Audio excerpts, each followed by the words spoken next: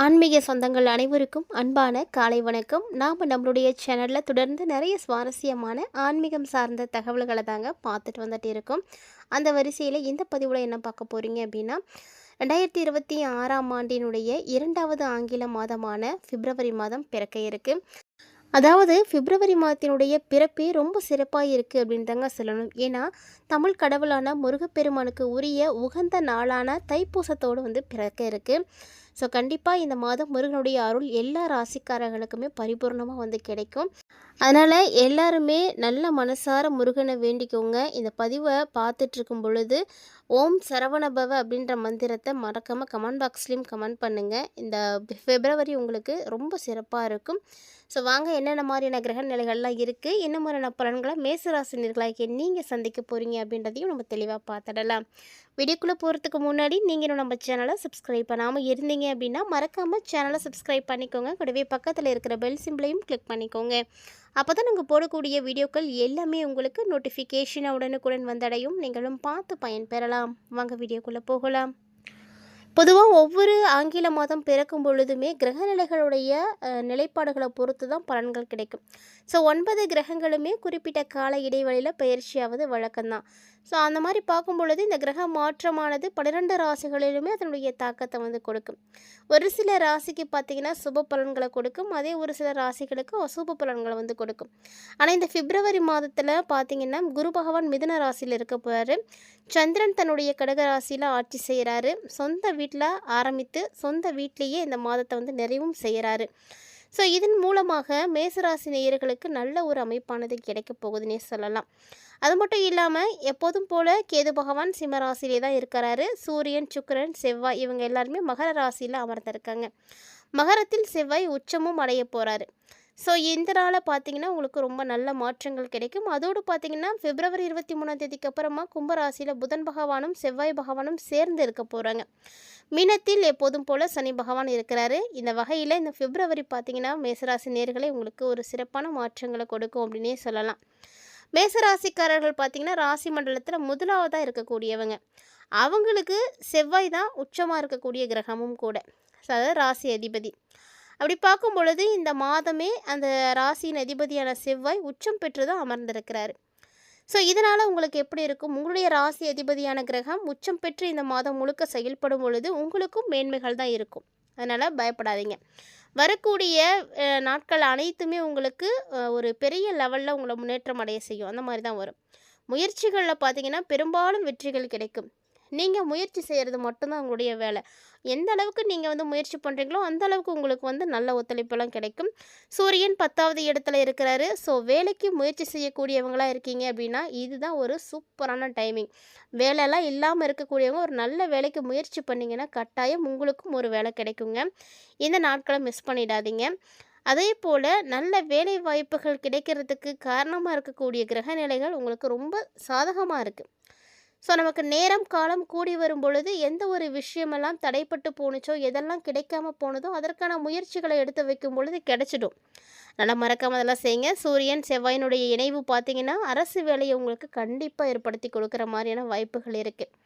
So இந்த சூரியன் செவ்வாயினுடைய இணைவு இருக்கக்கூடிய இந்த காலகட்டங்களில் அரசு வேலைக்கு முயற்சி செய்யக்கூடியவங்களாக இருக்கீங்கன்னா மேசராசிக்காரங்களே மறக்காமல் முயற்சி பண்ணுங்கள். ஏன்னா இந்த டைமில் நீங்கள் செய்யக்கூடிய முயற்சிகள் உங்களுக்கு நிறைய சொத்துக்களை வாங்கி கொடுக்கும். தந்தை உறவுகள் பார்த்திங்கன்னா சாதகமாக இருக்கும். ஸோ அவங்க மூலியமாக உங்களுக்கு பூர்வீக சொத்துக்கள் கிடைக்கிறதுக்கு வாய்ப்புகள் இருக்குது. ஒருவேளை இது வரைக்கும் உங்களுக்கு இல்லை அப்படின்னு சொல்லியிருந்தாக்குமே கூட இப்போது அந்த இடத்துக்கு நீங்கள் போய் தான் ஆகணும் அப்படின்ற மாதிரியான சூழ்நிலைகள் வரும். சொத்துக்களுக்கான முயற்சிகள் எல்லாம் வெற்றிகள் கிடைக்கும். அதனால் முயற்சி பண்ணுங்கள். பூர்வ புண்ணிய ஸ்தானாதிபதியான சூரியன் 10 மற்றும் 11வது இடத்துல அமர்ந்திருக்கிறார் அப்படின்றதுனால கண்டிப்பாக வேலை கிடைக்கும். அதனால் வேலை இல்லாதவங்கெல்லாம் கவலைப்படாமல் முயற்சி பண்ணுங்கள். வேலை கிடைச்சிருச்சு அப்படின்னாலே போதும், உங்களுக்கு நல்ல வருமானம் கிடைக்க ஆரம்பிச்சிடும். வருமானத்தை வச்சு நீங்கள் ஏதோ உங்களால் முடிந்த அளவுக்கு சொத்துக்களை வாங்கலாம். சின்ன சின்னதாக வாங்கினாலும் அது உங்களுடையது. உங்களுடைய உழைப்பால் வாங்கும் பொழுது அது சொத்துக்களோடைய தான் சேரும்.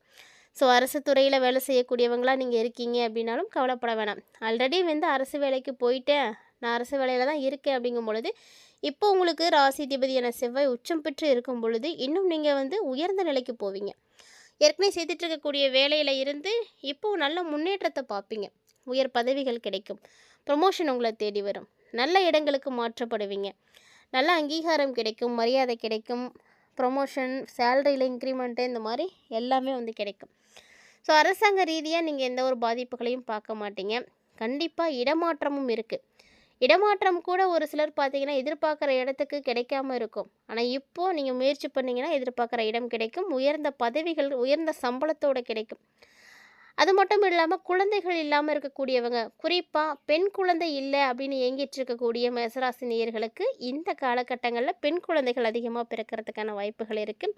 ஸோ மேசராசி நேயர்களுக்கு மிகப்பெரிய யோகங்கள்லாம் இருக்குது. அதுவும் அஸ்வினி நட்சத்திரத்தை சேர்ந்தவங்களுக்கு இந்த காலகட்ட நாட்களில் கொஞ்சம் கவனமாக இருக்கணும். அதே போல் பரணி நட்சத்திரத்தில் இருக்கக்கூடியவர்களுக்கு, அதுவும் குறிப்பாக பெண்களுக்கு நல்ல விஷயங்கள் நிறைய நடக்கும். கணினி துறையில் வேலை கிடைக்கிறதுக்கான வாய்ப்புகள் நிறைய இருக்குது. மேலும் பார்த்திங்கன்னா திருமணம் ஆகாமல் இருக்கக்கூடியவங்க, திருமணத்திற்காக முயற்சி செய்துட்டு இருக்கக்கூடியவங்க, அதை பற்றிய கவலைகள் எல்லாத்தையும் கைவிட்டுடுங்க. ஏன்னா இந்த பிப்ரவரியில் உங்களுக்கு திருமணம் உறுதியாகும். அந்த யோகம் வந்து இருக்குது. அதே போல் கிருத்திகை நட்சத்திரக்காரர்களுக்கு தான் அரசு வேலை கிடைக்கிறதுக்கான யோகம் இருக்குது.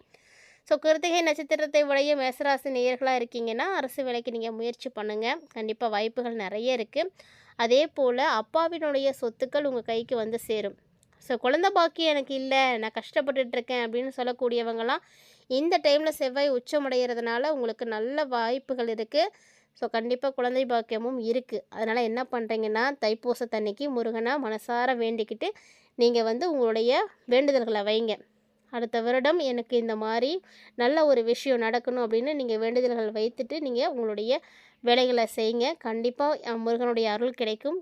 குழந்தையாக முருகனே வந்து பிறப்பார். நம்பிக்கையோடு வந்து இருங்க. நம்பிக்கையை மட்டும் யாருமே வந்து இழக்கக்கூடாது. அதே போல் குரு பகவான் 3ஆம் இடத்துல இருந்திருக்காரு. ஸோ முயற்சிகள் எல்லாத்துக்குமே நல்ல பலன் இருக்குன்றதுனால கண்டிப்பாக திருமணமாகாதவங்களும் முயற்சி பண்ணுங்கள், குழந்தை பாக்கியம் இல்லாதவங்களும் முயற்சி பண்ணுங்கள். முயற்சிகளுக்கு நல்ல ஒரு பலன் இருக்குது. முயற்சி செய்யாமல் இருக்கிறது தான் தப்பு. அதனால் முயற்சிகளை நீங்கள் எடுத்துக்கோங்க. இந்த மாதம் உங்களுக்கு ரொம்ப ரொம்ப சாதகமாகவே தாங்க இருக்குது. சொல்லப்போனால் குறிப்பிட்ட எல்லா கிரகங்களுமே நல்ல இடத்துல தான் இருக்காங்க. அதே மாதிரி உங்களுடைய ராசி அதிபதியான செவ்வாயும் நல்ல உச்சம் பெற்று இருக்கிறார். அப்படிங்கும் பொழுது இந்த மாதம் உங்களுக்கு முருகனுடைய துணையோடு பிறக்கிறதுனால தொடர்ந்து நீங்கள் முருகன் வழிபாடு செய்யுங்க. பொதுவாக ஒவ்வொரு ராசிக்காரர்களுக்குமே அப்படின்னு அதிர்ஷ்டகரமான நிறத்தில் இருந்து, அதிர்ஷ்டகரமான வாய்ப்புகளில் இருந்து, அதிர்ஷ்டகரமான கடவுள்களில் இருந்து எல்லாமே வந்து இருக்குது. அது மாதிரி பார்க்கும்போது மேசராசி நேயர்களுக்கு ராசி அதிபதி செவ்வாய்க்காரகனாக இருக்கக்கூடிய கடவுள் பார்த்திங்கன்னா முருகப்பெருமான் தான். குறிப்பிட்டு சொல்லணும் அப்படின்னா முருகனை நீங்கள் தொடர்ந்து வழிபாடுகள் செய்யும் பொழுது உங்களுக்கு நிறைய யோகங்கள் கிடைக்கும். முருகப்பெருமான வழிபாடுகள் செய்கிறதுக்கு உரிய நாளான செவ்வாய்க்கிழமையில் நீங்கள் முருகனை வழிபாடுகள் செய்துட்டு வந்தீங்க அப்படின்னா கண்டிப்பாக உங்களுடைய வாழ்க்கையில் கஷ்டம் அப்படின்றது காணாமல் போயிடும். அதனால் இது வரைக்கும் நீங்கள் முருகன் வழிபாடுகள் செய்யாமல் இருக்கீங்க அப்படின்னா மேசராசிக்காரங்க கண்டிப்பாக இந்த ஆண்டில் இருந்தாவது முருகன் வழிபாடு செய்யுங்க.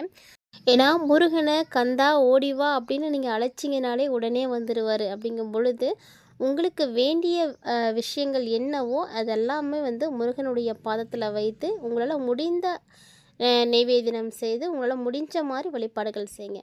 ஆனால் கட்டாயமாக முருகனுக்கு செவ்வரளி மலர் சாற்றி வழிபாடுகள் செய்யும் பொழுது நீங்கள் கேட்டதை கொடுப்பார். அதனால் கண்டிப்பாக அந்த மாதிரி வழிபாடுகள் செய்யுங்க. இது மட்டும் இல்லாமல் முருகனை எப்படிலாம் வழிபாடுகள் செய்யலாம் அப்படின்றத நீங்கள் தெரிஞ்சுக்கோங்க. தினந்தோறும் கந்தசஷ்டி கவசத்தை வந்து பாராயணம் செய்யுங்க. அப்படி அதுக்கு டைம் இல்லைன்னா போட்டாது கேளுங்க. நீங்கள் ஒரு நாளைக்கு ஒரு முறையாவது ஓம் சரவணபவ அப்படின்ற மந்திரத்தை மனசார வந்து உச்சரியுங்க. அன்னைக்கின்னு பார்த்து குழந்தைகளுக்கு ஏதாவது வந்து நீங்கள் தானம் கொடுங்க. ஸோ இந்த மாதிரி எளிமையாக செய்யக்கூடிய விஷயங்கள் நிறைய இருக்குது. அதையெல்லாம் நீங்கள் செய்தீங்க அப்படின்னாலே முருகனுடைய அருள் உங்களுக்கு எளிமையாக வந்து கிடச்சிடும்.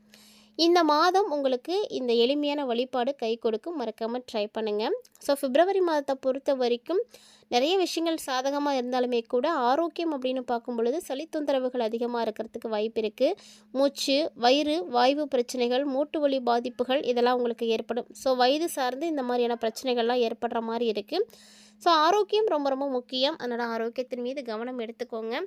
உங்களால் முடிஞ்ச அளவுக்கு உங்களை நீங்களே வந்து பார்த்துக்கோங்க. ஏன்னா ஒருவருடைய ஆரோக்கியம் அப்படிங்கிறது அவங்களுடைய கையில் தான். ஏன்னா உங்களை தாண்டி வேறு யாராலையும் சிறப்பாக பார்த்துக்க முடியாது. நீங்கள் நலமோடு வாழ்கிறதுக்கு என்ன விஷயங்கள்லாம் செய்யணுமோ ப்ராப்பராக அதெல்லாம் மெயின்டைன் பண்ணிக்கோங்க. பெருசாக பிரச்சனைகள் எதுவும் கிடையாது. இந்த மாதிரி சின்ன சின்ன விஷயங்களே கூட உங்களுக்கு அடிக்கடி தொந்தரவு கொடுக்குற மாதிரி இருக்கும். அதனால் உடல் ஆரோக்கியத்தை கவனிச்சுக்கோங்க. தொழில் ரீதியாக உங்களுக்கு முன்னாடி சொன்ன மாதிரியே தாங்க எல்லாமே சிறப்பாக இருக்குது. நீங்கள் எடுக்கக்கூடிய முயற்சிகளை பொறுத்து உங்களுக்கு கண்டிப்பாக வெற்றிகள் இருக்குது. அதனால் முயற்சி எடுங்க, வெற்றி பெறுங்க. ஆராய்ச்சி தொடர்பான கல்வி படிப்பை படிக்கக்கூடிய மாணவ மாணவிகள் எல்லாருக்குமே ஒரு சிறப்பான யோகங்கள் இந்த மாதம் இருக்குது. ஒரு நல்ல ஒரு திருப்பம் கண்டிப்பாக பிப்ரவரியில் உங்களுக்கு வந்து ஏற்படும். முடிஞ்ச அளவுக்கு இந்த மாதம் முருகனுடைய அறுபடை வீடுகளில் நீங்கள் ஏதாவது ஒரு ஆலயத்துக்கு போய் வழிபாடு செய்யுங்க. குறிப்பிட்டு சொல்லணும் அப்படின்னா மேசராசிக்காரங்க திருப்பரங்குன்றம் போயிட்டு வர்றது ஒரு நல்ல ஏற்றத்தை கொடுக்கும். ஸோ மறக்காமல் ட்ரை பண்ணி பாருங்கள். இந்த வீடியோ பதிவோட நிறைய தகவல்களை நீங்கள் பார்த்து தெரிஞ்சுட்டு இருந்திருப்பீங்கன்னு நினைக்கிறேன். கட்டாயமாக பதிவும் உங்களுக்கு பிடிச்சிருக்கும்னு நினைக்கிறேன். இன்கேஸ் உங்களுக்கு இந்த பதிவு பிடிச்சிருந்தது அப்படின்னா லைக் பண்ணி ஷேர் பண்ணுங்கள், மறக்காமல் கமெண்ட் பண்ணுங்கள். மேலும் இது போல் நிறைய இன்ட்ரெஸ்டிங்கான தகவல்களை எல்லாம் நீங்கள் தொடர்ந்து பார்த்து தெரிஞ்சுக்கணும் அப்படின்னு ஆசைப்பட்டீங்கன்னா மறக்காமல் நம்ம சேனலை சப்ஸ்கிரைப் பண்ணிவிட்டு ஃபாலோ பண்ணிக்கோங்க. கூடவே ஆன்மீக ரீதியாக கொடுக்கப்படக்கூடிய எளிமையான பரிகாரங்களையும் கண்டிப்பாக மிஸ் பண்ணாமல் செய்து பயன்பெறுங்க.